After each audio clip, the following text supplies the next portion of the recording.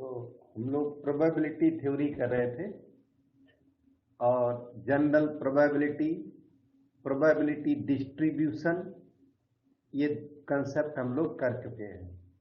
अब आज का जो टॉपिक है वो है बेज थ्योरम।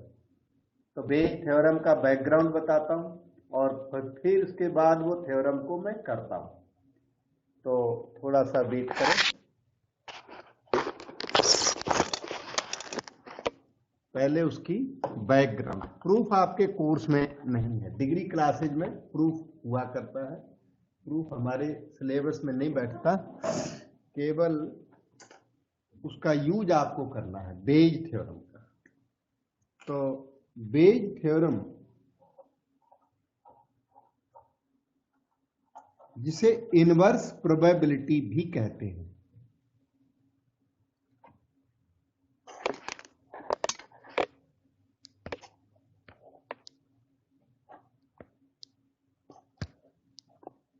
बेज थ्योरम है और इसी को इनवर्स प्रोबेबिलिटी के नाम से जाना जाता है।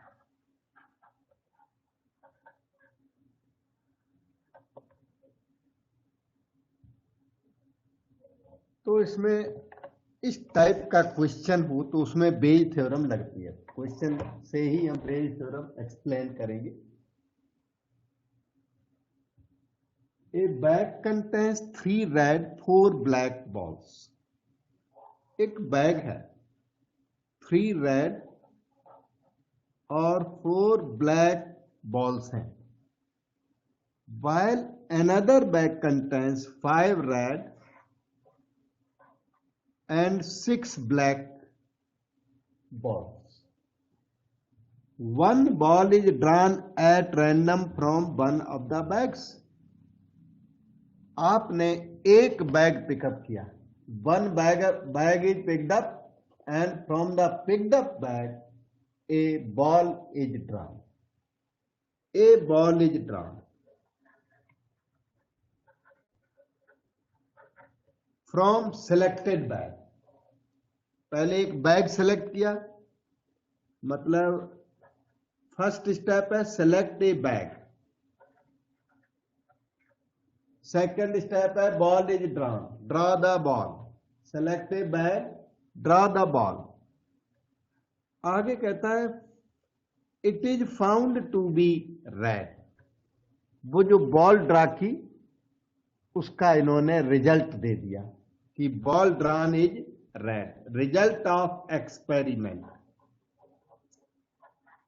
रिजल्ट ऑफ एक्सपेरिमेंट इन्होंने दे दिया कि red ball is drawn. Experiment का जब रिजल्ट दिया हो तभी तभी बेज थ्योरम लगती है। यही पहचान है बेज थ्योरम की कि result of experiment is given. Bag select किया, बॉल ड्रा की, तो जो यूजुअल क्वेश्चंस हैं उनमें पूछते हैं find the probability that ball drawn is red, find the probability that ball drawn is black. इस तरह से पूछा करते हैं। Find the probability of red ball, red ball की प्रोबेबिलिटी आपसे पूछा करता है क्वेश्चन।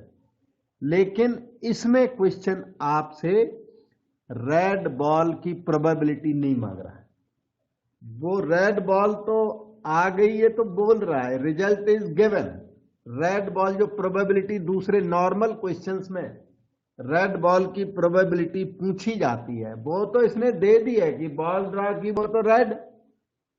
फिर हमें क्या निकालना? Find the probability that it was drawn from bag number 2। Bag number 2 से बॉल ड्रा हुई, इस बात की प्रोबेबिलिटी आपको निकालनी है। तो इस एक्सपेरिमेंट में हुआ क्या, ध्यान से देखना। बैग सेलेक्ट किया, बैग थे, एक बैग सेलेक्ट किया, उसके बाद कहता है बॉल ड्रा की, उसके बाद कहता है ball drawn is red, find the probability that it is drawn from bag number 2। ये देखो वापस आ गया, पहले चलता रहा फॉरवर्ड, फिर आगे और भी फॉरवर्ड, और इमीडिएटली क्या हो गया बैकवर्ड। ऐसी बैकवर्ड प्रोबेबिलिटी को इनवर्स प्रोबेबिलिटी कहते हैं। बैग नंबर 2 की प्रोबेबिलिटी मांगने लग गया।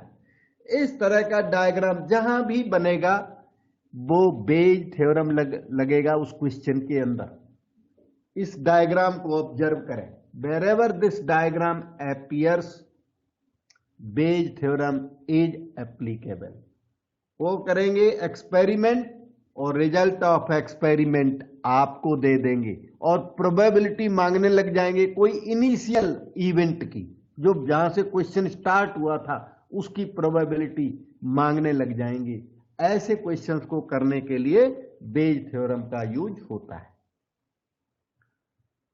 तो अब क्या है, select a bag, ball is drawn, ball is found to be red. यहीं से क्वेश्चन हमेशा स्टार्ट होगा। इसका सॉल्यूशन जो स्टार्ट होगा वो यहां से स्टार्ट होगा। Ball is found to be red.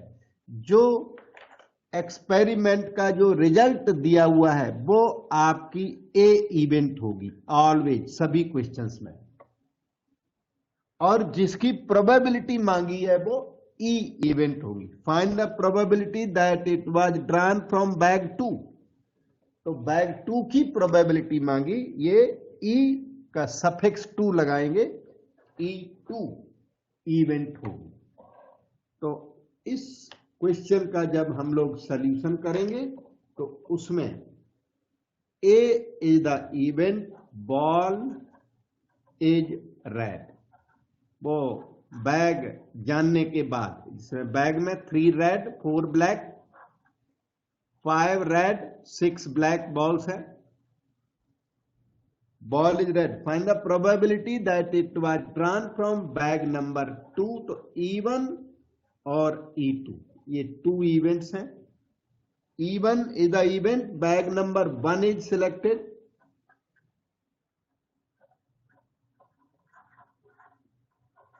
E2 is the event, bag number 2 is selected.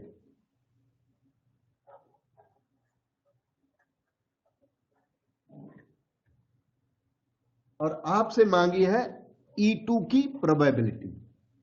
Probability of E2 knowing that ball drawn is red. ये एक्चुअली कंडीशनल प्रोबेबिलिटी होती है। तो इन्होंने जो डिमांड की probability of E2 knowing that ball drawn is red, knowing that A has already happened। अब इसके context में फार्मूला याद करो। बेज थ्योरम का फार्मूला ये है, probability of numerator into probability of reciprocal of this A by E2। उसके बाद इसी चीज को कॉपी कर दें, PE2 PA by E2। उसके बाद E2 रिप्लेस बाय E1 कर दें तो ये आपका डिनोमिनेटर कंप्लीट हो जाएगा दिस वे।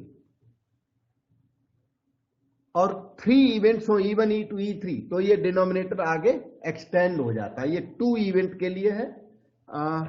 E2 बाई ए है ये। अब हम एक फार्मूला एक्स्ट्रा इसमें बता देते हैं, E1 बाई ए, क्योंकि अभी विद बैकग्राउंड कर रहा हूं क्वेश्चन। मान लो E1 बाई ए निकालना है तो फिर से याद करो, probability of numerator into probability of reciprocal of this that is A by E1। उसके बाद उसे नीचे कॉपी करें और प्लस करके E1 रिप्लेस बाय E2 कर दें। मतलब डिनोमिनेटर दोनों केस में सेम होंगी। Denominators will be equal in both cases but numerators will be different. अब आपको इन चीजों की जरूरत है। ये वैल्यूज निकाल के इसमें पुट करके आसानी से आंसर आ जाता है। तो प्रोबेबिलिटी ऑफ E2 और E1 दोनों भी अरेंज करते हैं। आप चाहें तो इस क्वेश्चन में दोनों भी निकाल सकते हैं, E1 बाई ए और E2 बाई ए, दोनों भी निकाल सकते हैं। प्रोबेबिलिटी ऑफ E1 की मतलब probability of bag number 1 is selected. आपके पास 2 बैग्स थे, फर्स्ट और सेकंड, तो bag number 1 is selected. Bag number 1 की प्रोबेबिलिटी कितनी है बताओगे बेटे?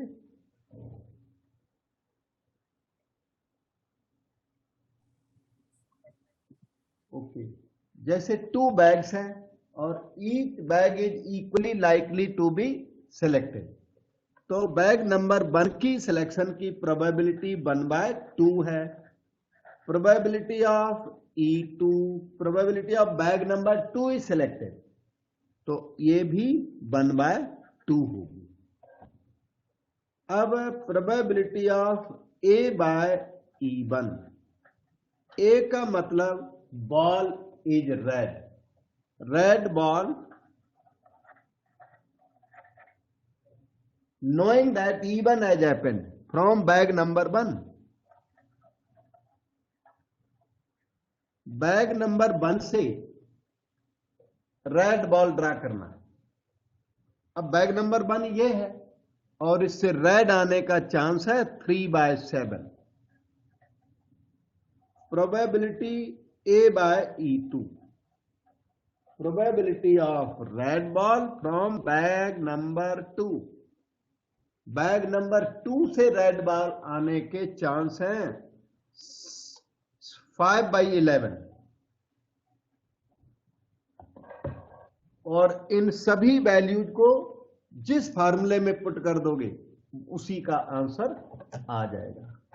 तो प्रोबेबिलिटी ऑफ E2/A, और ये बेज थ्योरम 2 इवेंट वाली है, E1 और E2। E3 होगा तो न्यूमरेटर में फर्क नहीं पड़ता, डिनोमिनेटर एक्सटेंड होता है, जो कि मैं 3 इवेंट वाले में बताऊंगा।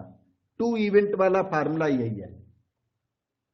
This is equal to probability of E2 1/2, probability of A/E2, A/E2 ये रहा 5/11, और डिनोमिनेटर में उसी चीज का कॉपी किया जाता है इस तरह, प्लस P/E1 हो गया 1/2, फिर A/E1 वो है 3/7, and in this manner your half gets cancelled throughout. जो रह गया उसकी छोटी सी कैलकुलेशन करके आंसर लें। ये देखिए, numerator 5/11 and denominator 33 plus 35,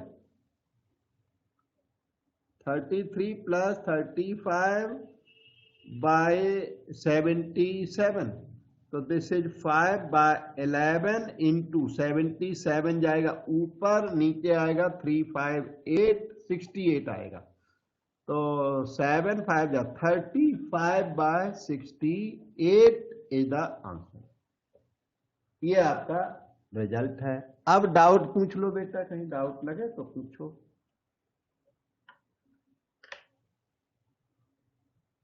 okay, so we move to next question. Revision की वजह से डिफरेंट पैटर्न के क्वेश्चंस चूज किए हुए हैं, तो ये क्वेश्चन नंबर 3 को ऑब्जर्व करें।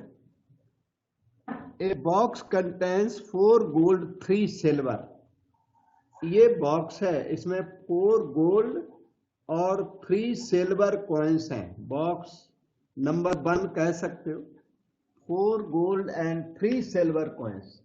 Another box contains 3 gold and 5 silver. एक बॉक्स नंबर 2, इसमें 3 गोल्ड एंड 5 सिल्वर कॉइन्स हैं। A box is selected at random, ये 2 बॉक्सेज हैं, उनमें से एक बॉक्स को सेलेक्ट किया, and a coin drawn from it. ठीक है, select a bag, draw a coin, and coin is drawn from it. If selected coin is gold coin, ये इवेंट क्या हुई, हैपन हो गई। इस इवेंट का नाम है ए। जो इवेंट हैपन हो जाए उसका नाम ए रखना है आपको, सारे टॉपिक में, सारे चैप्टर में। तो A is the event, gold is selected, gold coin is drawn, find the probability that it was drawn from bag number 2, second box.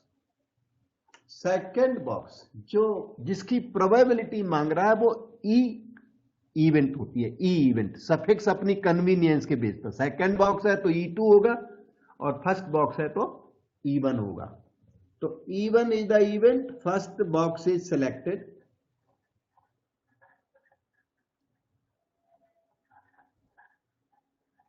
E2 is the event कि second box is selected। अब आपको निकालना है probability of E1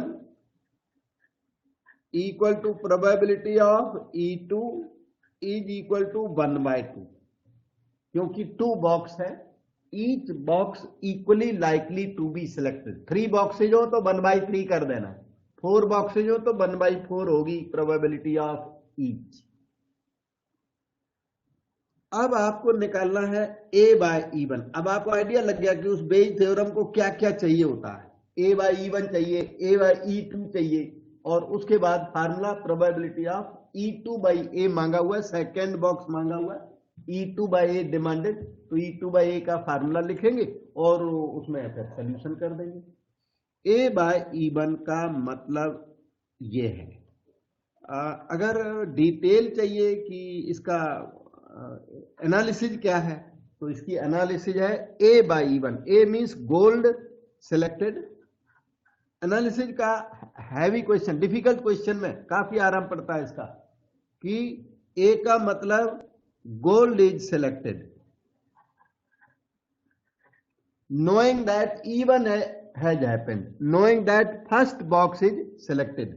मतलब कि from first box, after selection of first box, gold is selected from first box। तो इसका मतलब ये हुआ कि फर्स्ट बॉक्स ये रहा, इससे गोल्ड 4/7, 4 फेवरेबल, टोटल केसेस 7। अब आया A/E2। प्रोबेबिलिटी A का मतलब gold coin from second box E2। Second box से गोल्ड चाहिए, सेकेंड बॉक्स सामने, इसे गोल्ड चाहिए, 3/8 इसकी प्रोबेबिलिटी है। और इस सब के साथ probability of E2/A can be found easily by the same formula. Formula याद करो, बार बार यूज करो। Probability of numerator into probability of reciprocal of this A/E2। उसी चीज को नीचे कॉपी करें, PE2 PA/E2 plus E2 replace by E1 कर दो, PE1 PA/E1। This can be written as follows. Probability of E2 हुआ 1/2, A/E2 3/8, उसे नीचे कॉपी कर दो, 1/2 इंटू 3/8 प्लस 1/2, A/E1 हो गया 4/7। और इस तरह से कैलकुलेशन छोटा सा रह गया, 2 तो मोस्टली कैंसल ही हो जाता है, और बस जो रह गया उसको आप कैलकुलेट करके आंसर निकाल लेंगे। मैं आगे चलता हूं। नेक्स्ट क्वेश्चन, हमारा जो पहले आंसर आया था वो 21/53 आया था। इसमें हमने लिख रखा है, जो आपको शीट दिखाई थी उसमें ये लिखा है 21/53, और बाकी आप अपना देख लेना क्या आता है। तो we move on to next question in which we have 3 bags now. 2 bag वाले 2 क्वेश्चन आपने किए, और अब एक क्वेश्चन 3 बैग्स का, और रिमेनिंग अभी रीड करता हूं, देखता हूं क्या है, लेकिन बैग्स इसमें 3 श्योर हैं। ये क्वेश्चन है, यहां से स्टार्ट हुआ। क्वेश्चन काफी बड़ा सा है, देखिए। 3 bags contain balls as shown in the following table। इस टेबल में इन्होंने बॉल्स शो कर दी। वैसे तो लैंग्वेज में लिखता है, तो इस क्वेश्चन में लैंग्वेज ना देके बैग नंबर 1 में 2 white, 2 black and 3 red, ये हम बनाते चलते हैं। तो 1 white, 2 black and 3 red, ये बैग नंबर 1 का अकाउंट हो गया। बैग नंबर 2 में चलिए क्या है, उसमें 2 white, yes, 1 black and 1 red। Bag number 3, 4 white,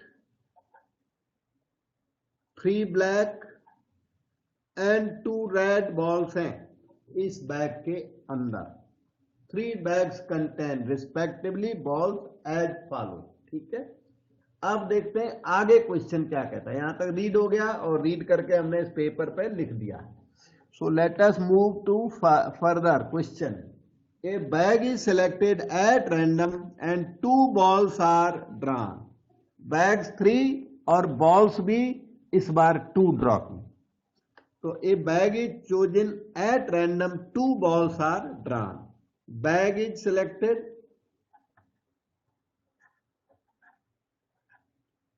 and 2 are drawn at random at a time, जिसमें केस नंबर 1 लगता है और combinations are used in special manner। They happen to be white and red। इन्होंने वो बता भी दिया कि वो जो 2 बॉलें ड्रा की वो व्हाइट एंड रेड हैं। ये ए इवेंट है, ए इवेंट की white and red are drawn. एक व्हाइट ड्रा की गई, एक रेड ड्रा की गई। White and red are drawn. What is the probability that they came from third bag. इसने probability of third bag E3/A demand कर दिया। जिसकी प्रोबेबिलिटी मांगी हुई है वो ई इवेंट है और जो दिया हुआ वो ए इवेंट है। They happen to be white and red, ये वाला सेंटेंस ये ए इवेंट है। और थर्ड बैग ये E3 इवेंट है। थर्ड बैग इज सेलेक्टेड, ठीक है। तो let E1 be the event first bag is selected।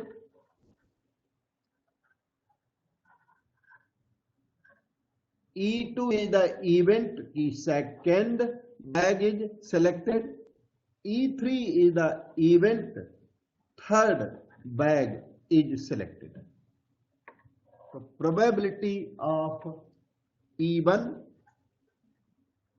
equal to probability of E2 equal to probability of E3 is equal to 1/3। 1/3 probability of each। अब A/E1 निकालते हैं, find करते हैं। Probability A/E1। A का मतलब व्हाइट एंड रेड, E1 का मतलब from first bag. White red from first bag.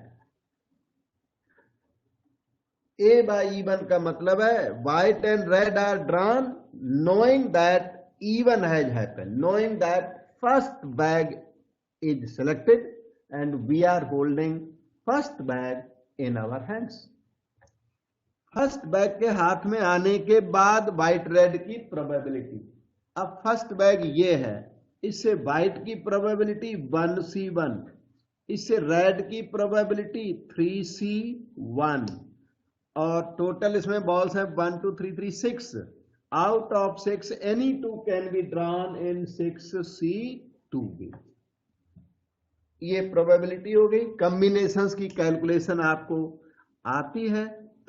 6 into 5 by factorial 2, 30/2 15, ये 1/5 आ गया A/E1। ये उसमें से एक पार्ट, एक कंपोनेंट तैयार हुआ है A/E1, क्योंकि अभी प्रोबेबिलिटी के अभी A/E2 भी निकालना है, A/E3 भी निकालना है। इसी तरीके से A/E2 की बात करते हैं।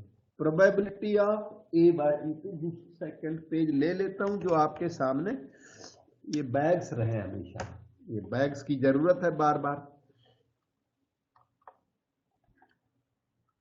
ओके, तो प्रोबेबिलिटी ए बाय E2। ए का मतलब है व्हाइट रेड, अगर आपको याद हो व्हाइट रेड है इसका मीनिंग, एक व्हाइट एंड वन रेड, ये ए का meaning. Selected knowing that bag number 2 is already selected, one white one red from bag number 2। Bag number 2 हमारे हाथ में है, इसके बाद one white and one red चाहिए, तो इसकी प्रोबेबिलिटी होगी 2 व्हाइट में से 1 व्हाइट 2C1, 1 रेड में से 1 रेड 1C1, टोटल बॉल्स हैं 2 1 3 1 4, और तो 4 में से any2 4C2, 2C1 2 4C2 6, 1/3 आ गया है। इसी तरीके से A by E3 probability A by E3 का मतलब है probability A means 1 white 1 red from bag number 3, bag number 3 से 1 व्हाइट एंड 1 रेड चाहिए, तो बैग नंबर 3 आपके सामने 4C1, 1 रेड चाहिए 2C1, 4 3 7 2 9C2। थोड़ा सा इसमें काम ज्यादा है, 4 into 2 9 into 8 72/2 36, 2/9, and with this material in hand we can find probability of E3 by A। Question आपको बिगिनिंग में हमने बताया था, इस क्वेश्चन में इसने थर्ड बैग की प्रोबेबिलिटी मांगी हुई है, probability of E3 knowing that A has happened, conditional probability होती है। और इसका फार्मूला रिमशा आप बताओ बेटे, मैंने यहां फार्मूला लिखना है E3 by A का,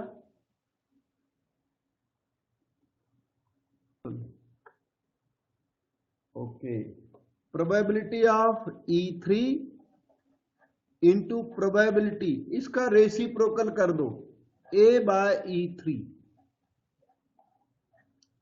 और इसी चीज को नीचे लिख दो P3 PA बाय E3, बड़ा फार्मूला है 3 इवेंट्स का। इसके बाद ना E3 रिप्लेस बाय E2, और याद करो अभी अब की बार फिर से पूछूंगा मैं,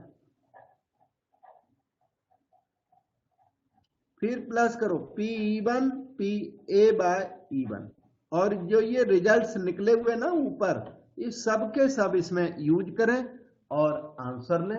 अब यूज आपके लिए छोड़ देता हूं, यहीं तक होता है, बाकी छोटा स्मॉल कैलकुलेशन होता है, ये कैलकुलेशन कभी भी बहुत डिफिकल्ट नहीं होते, तो पेज थ्योरम की कैलकुलेशन इजी है, प्रॉब्लम फॉर्मेशन थोड़ा लेंदी है। और हमारा आंसर ना पहले एक बार हमने जब किया था तो 5/17 आया था, आप भी चेक करना कि 5/17 आता है कि नहीं। तो अब हम आपको नेक्स्ट क्वेश्चन करके देते हैं, वो भी अलग, सारे क्वेश्चन अलग अलग पैटर्न के सेलेक्ट किए, कोई भी 2 क्वेश्चन बिल्कुल सिमिलर सेम नहीं है, क्योंकि ये रिवीजन है रैपिडेक्स की, तो उसमें क्वेश्चंस हमें अलग अलग चूज करने होते हैं, ठीक है।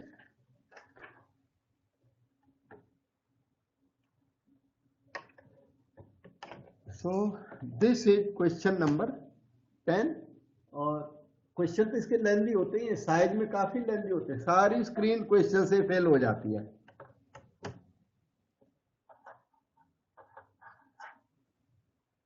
ये तो बोर्ड पर तो इनको क्वेश्चन को लिखना ही पॉसिबल नहीं है, व्हाइट बोर्ड से इनको कराना ही पॉसिबल नहीं है क्वेश्चंस को, इतना बड़ा क्वेश्चन कहाँ, फिर क्वेश्चन समझना पड़ता है। तो देखिए क्वेश्चन समझाता हूं आपको। Company has 2 plants to manufacture TV, the first plant manufacture 70% of TV, rest are manufactured by other plant. इसमें से थोड़ा बहुत साथ में लिखना हो तो लिख सकते हो कि फर्स्ट प्लांट क्या करता है, वो 70% टीवी को मैन्युफैक्चर करता है, TV are manufactured. First plant 70% TV are produced, manufactured, rest are manufactured by other plant. और जो सेकेंड प्लांट है उस कंपनी का, उससे 30% टीवी आर प्रोड्यूस्ड। यहां तक आपको अब कोई प्रॉब्लम नहीं है, दोबारा रीड भी नहीं करना पड़ेगा क्वेश्चन उतना। अब इसके आगे रीड करो। 80% of TV manufactured by first plant are rated of standard quality. एक मिनट, ये देखो यहां तक हमने हाइड कर दिया जिसकी आपको नीड नहीं है। अच्छा, फर्स्ट प्लांट की मैन्युफैक्चर है तो 80% उसके स्टैंडर्ड क्वालिटी के हैं। फर्स्ट प्लांट की मैन्युफैक्चर है तो फर्स्ट प्लांट 80% अच्छा प्रोडक्शन करता है, तो 20% वो बैड प्रोडक्शन करता है, सेकंड क्वालिटी करता है। 80% स्टैंडर्ड क्वालिटी प्रोड्यूस करता है और 20% सेकंड क्वालिटी प्रोड्यूस करता है। आगे, while that of second plant only 70% are of standard quality। Second plant जो प्रोड्यूस करता है उसमें केवल 70% स्टैंडर्ड होते हैं और रिमेनिंग 30% होता है सेकंड क्वालिटी। अब आगे रीड करो, देखो यहां तक हो भी गया। If a TV is selected at random and found to be of standard quality. एक टीवी चूज की गई, one TV selected, only one TV selected at random from the lot and is found to be of standard quality. TV selected is found to be of standard quality, यही A event है। Question को read करके हमेशा ए event recognise करने का try करना है। ये जो बिगिनिंग है वो लिखो या ना लिखो, ए इवेंट का ट्राई आपको हमेशा करना है। क्वेश्चन में ए इवेंट किधर है, जनरली ये लास्ट में होती है, और जब प्रोबेबिलिटी मांगने लग जाएगा वो ई इवेंट होती है, और ई का सफिक्स आपको कॉमन सेंस से डिसाइड करना है। तो ए इवेंट हो गई TV is of standard quality.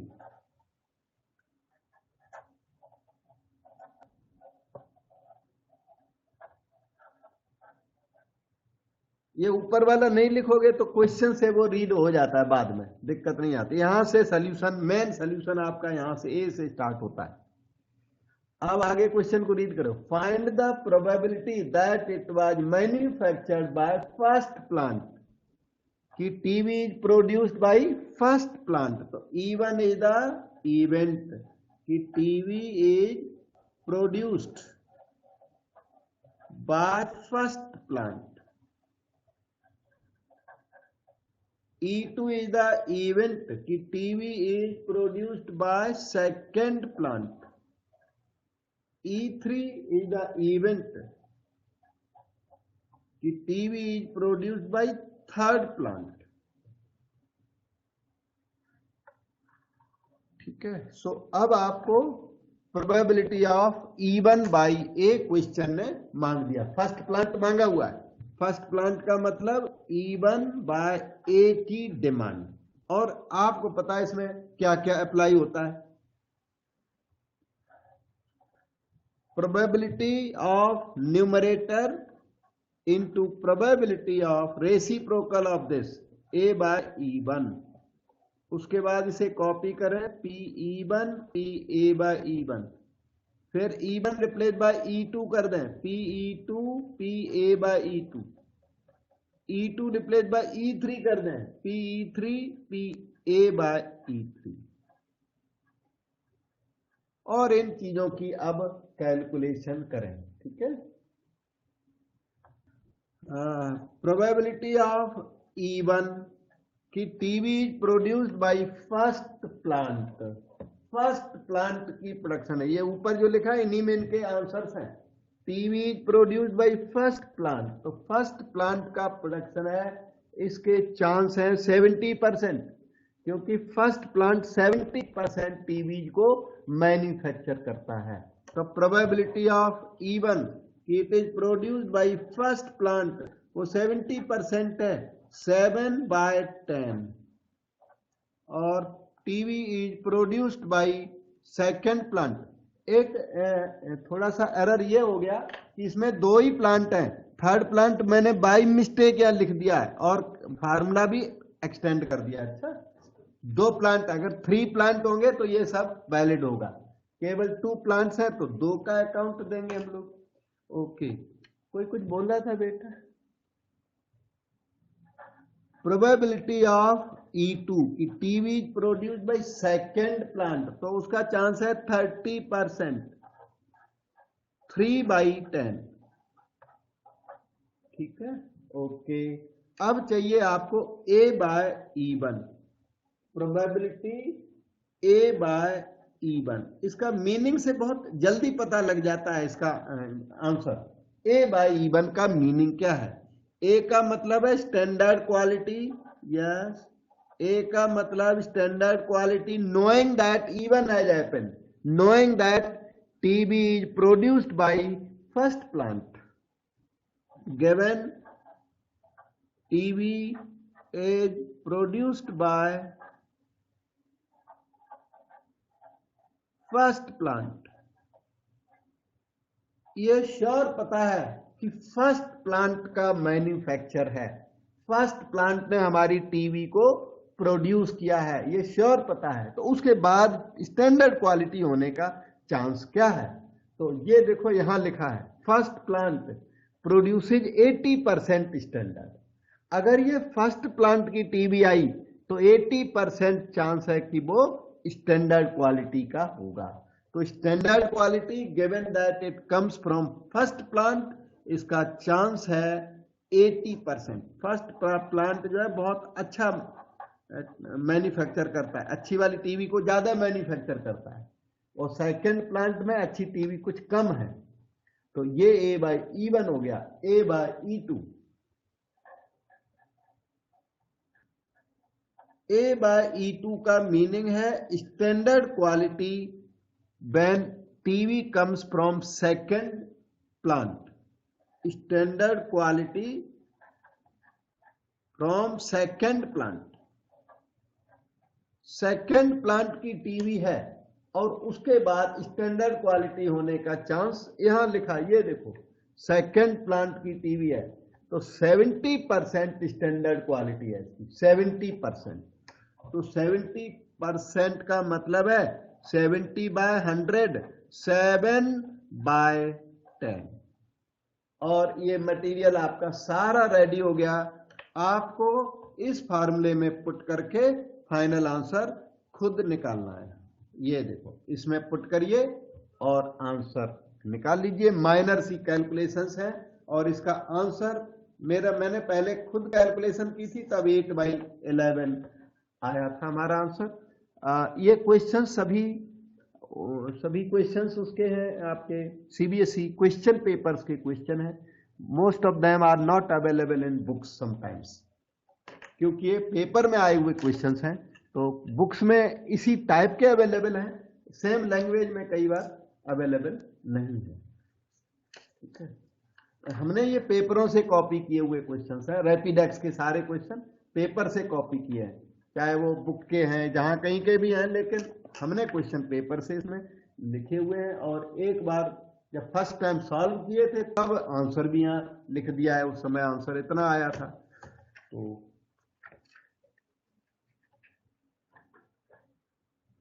अब देखिए थोड़ा फिर से अलग टाइप का क्वेश्चन, सभी क्वेश्चंस अलग अलग कैटेगरी के और साइज में ये थोड़े बड़े होते हैं। बोर्ड पे लिखने लग जाओ सारा बोर्ड इसी से भर जाता है, देख रहे हो आप कितना बड़ा क्वेश्चन है। लेकिन ये यहाँ पर देखो, ये ऑनलाइन पे यहाँ पे समझाने में प्रॉब्लम नहीं है, अच्छा है। तो question number 5, A factory has 3 machines A, B and C which produce 100, 200, 300 items of particular type daily। उस फैक्ट्री में 3 मशीन्स हैं A, B, C। एक minute, machines A, B, C, ये 100 का प्रोडक्शन करता है, ये 200 का और ये 300 का। ये तो प्रोडक्शन है उन मशीन्स का। प्रोडक्शन लिख दिया।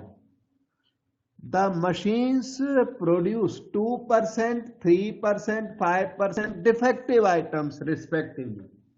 लेकिन इनका जो आइटम है वो डिफेक्टिव भी हुआ करता है, तो डिफेक्टिव का परसेंटेज मशीन नंबर ए का है 2% और बी का है 3%, सी तो काफी सारा डिफेक्टिव प्रोडक्शन करती है, 5% तक डिफेक्टिव प्रोड्यूस करती है।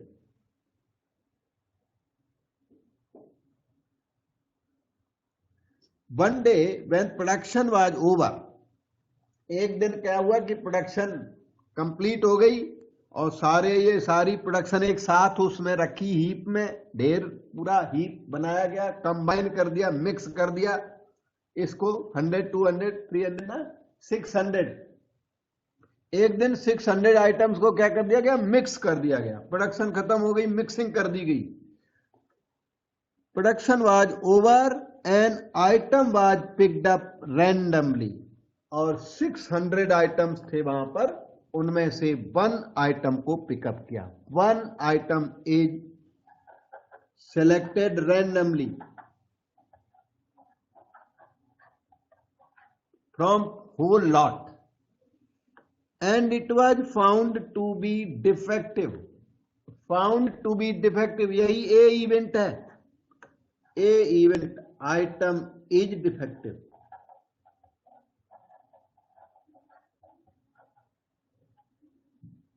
A event, it was found to be defective. Find the probability that it was produced by machine A। आपको मशीन A का प्रोडक्शन है, ये बात की प्रोबेबिलिटी निकालनी है। जिसकी प्रोबेबिलिटी निकालनी है वो E1 इवेंट है। मशीन A के लिए सफिक्स 1 लगा दो। E1 का मतलब है item is produced by machine A। E2 means item is produced by machine B, and E3 3 event वाला क्वेश्चन है, item is produced by machine number C। E event का एस्टिमेट लगता है लास्ट सेंटेंस से, A का estimate लगता है second last sentence से। और probability of E1 by A इन्होंने डिमांड किया है। आपका जो नोटेशन A थोड़ा क्लैश कर रहा है, इसलिए आप ये जो A है ना उसको A1 कह दो, A' बोल दो कन्वीनियंस के लिए, क्योंकि A नोटेशन क्लैश कर रहा है इसलिए। और A का सफिक्स 1 नहीं डालोगे तो भी अंडरस्टूड तो है काफी, फिर भी मैंने कहा कहीं आप इनकन्वीनियंट ना हो जाए उसकी वजह से, तो इसलिए मैंने बदल दिया। A1 is item is defective. तो हमें क्या चाहिए, probability of E1 bye A1 चाहिए अल्टीमेटली। अभी ना प्रोबेबिलिटी ऑफ E1 निकालिए। E1 का मतलब item is produced bye A। A का मतलब 100 आइटम, देखिए वो हीप है जिसमें 600 आइटम्स पड़े हुए हैं और 100 A के हैं, तो 100 बाय 600, 1/6। प्रोबेबिलिटी ऑफ E2, निधि बताओ बेटे E2 की प्रोबेबिलिटी क्या होगी।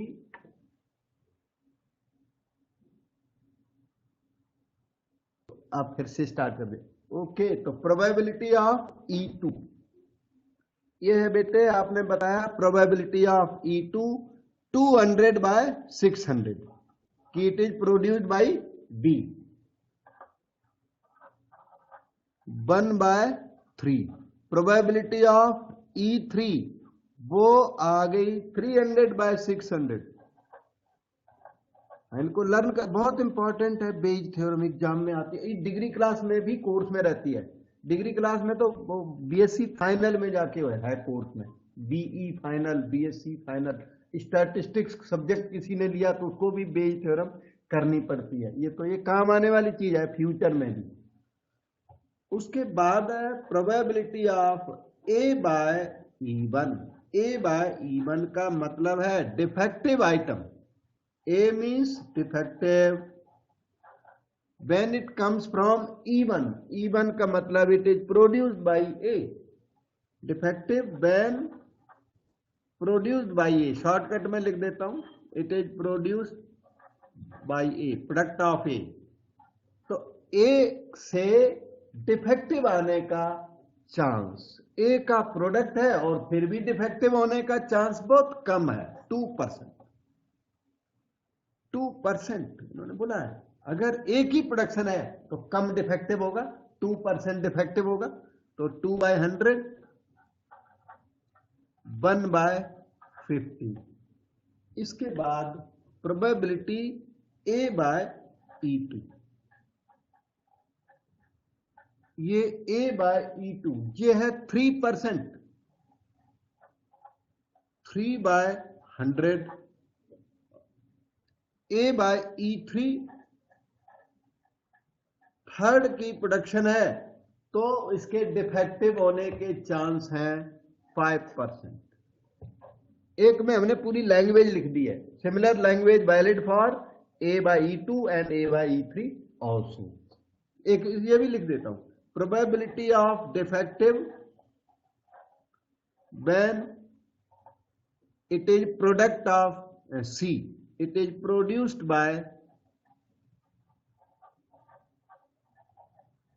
मशीन नंबर C का प्रोडक्शन है, C से आया है, तो फिर इसके डिफेक्टिव होने के चांस काफी ज्यादा है, 5%। मतलब C मशीन का जो प्रोडक्ट है वो हम लेना नहीं चाहेंगे, अगर हम परचेजर हैं, we will not like it, इसमें बहुत ज्यादा डिफेक्टिव है, 5% डिफेक्टिव आइटम है, तो हम लोग क्या चाहेंगे, मशीन नंबर A का आइटम ले लें। मशीन नंबर A में डिफेक्ट थोड़ा सा कम है। तो ये सारा मटेरियल आपका रेडी हो गया। ये मांग रहे हैं आपसे A1 प्रोबेबिलिटी ऑफ E1/A1 मांग रहे हैं, फर्स्ट मशीन वाला मांग रहे हैं। तो E1/A जो कि आपको आता है, फिर भी मैं लिख देता हूं, प्रोबेबिलिटी ऑफ E1/A इनकी डिमांड, और उसका फार्मूला याद करो, probability of numerator into probability of reciprocal of this material. फिर इसको नीचे कॉपी करें, plus E1 replace by E2 कर दें, ए का सफिक्स 1 आपने लिख दिया था, वहां जरूरत इतनी ज्यादा नहीं थी, लेकिन लिख दिया तो अब सारे में लिखना पड़ेगा, प्लस P3 PA/E3। और मैं चाहूंगा कि ये जो वैल्यूज है वो आप फिल करें, और कैलकुलेशन माइनर सी पड़ेगी आप पे, 2/23। इसका हमारा आंसर पहले का आया था, वो मैंने यहां कॉपी कर दिया है।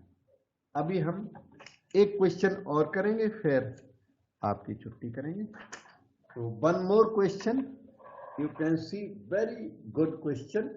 ये है इंश्योरेंस कंपनी वाला क्वेश्चन, ये देखिए सामने, question number 6। An insurance company insured 4000 scooter. वो कंपनी थी, उसने स्कूटर से इंश्योर कर डाले, कार से इंश्योर किए, 600 ट्रक्स इंश्योर किए हैं।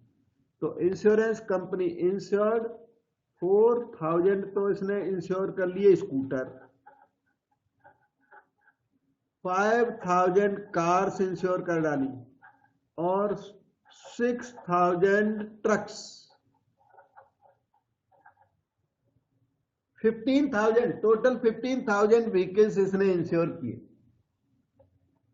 The probability of an accident involving scooter, car, truck are 0.02, 0.03, 0.05 respectively। कि स्कूटर का एक्सीडेंट हो जाएगा, इसका प्रोबेबिलिटी 0.03, कार का हो जाएगा 0.03, और 0.2 पहले वाला, 0.3 बाद वाला, और ट्रक का हो जाएगा 0.05, जिसको हम यहां लिखेंगे नहीं, बाद में उसको यूज कर लेंगे। One of the insured vehicles meets with accident. ये ए इवेंट हैपन हो गई, ए इवेंट है, कि insured vehicle meets with accident. अब व्हीकल स्कूटर भी हो सकता है, कार भी हो सकती है। Insured vehicle meets with accident, मतलब एक्सीडेंट हो गया, ये इवेंट हैपन हो गई कि one of the vehicles meets with accident. Find the probability that it is a scooter, car, truck, जैसे एक होगा वैसे सारे हो जाएंगे, दिक्कत नहीं है। स्कूटर की प्रोबेबिलिटी, तो स्कूटर को आप इवन इवेंट लें। Even is the event that vehicle is scooter.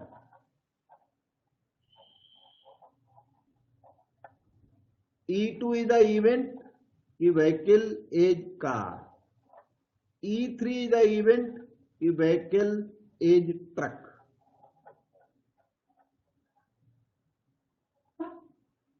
तो probability of E1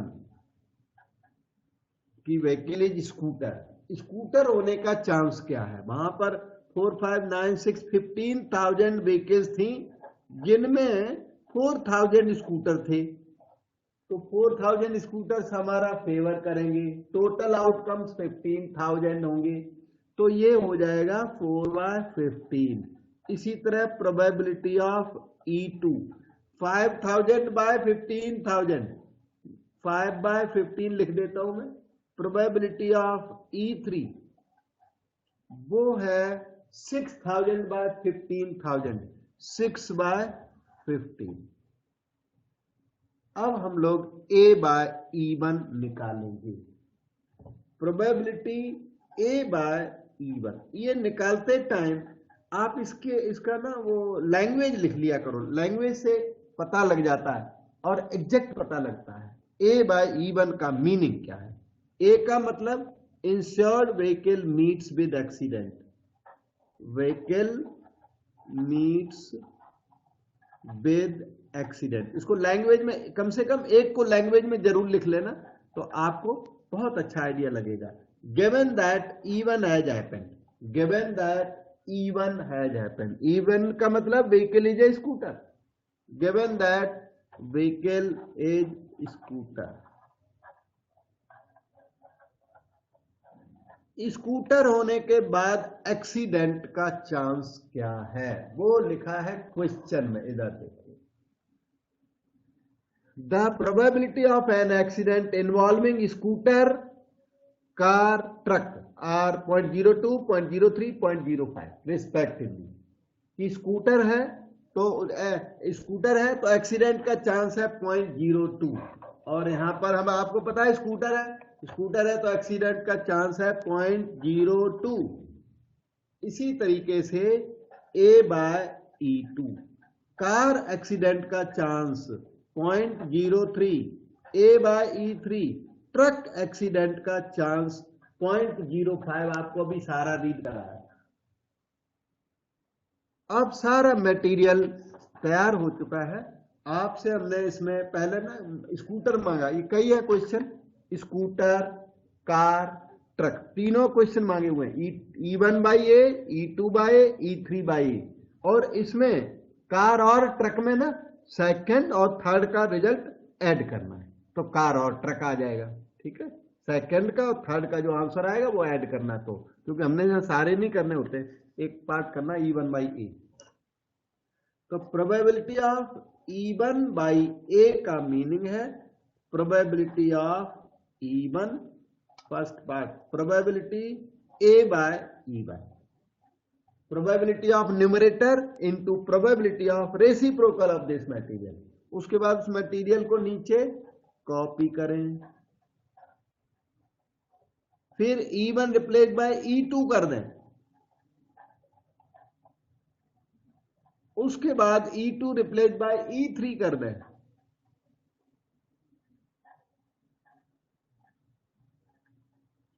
और वैल्यूज को पुट करके आंसर लें। फर्स्ट का आंसर मेरा 8/53 आया था, और प्रोबेबिलिटी ऑफ E2/A, हाँ आंसर मैंने लिख रखा है, 15/53 आया था मेरा, और प्रोबेबिलिटी ऑफ E3/A वो निकला था हमारा 30/53। तो इस तरह से सेकंड पार्ट का हमने डायरेक्ट आंसर लिख दिया और इनकी कैलकुलेशन अब तक आपको आ चुकी होगी। कहीं डाउट लगे तो हमें पूछेंगे तो जरूर बता देंगे। ये आपके आंसर्स हैं और कोई प्रॉब्लम नहीं है।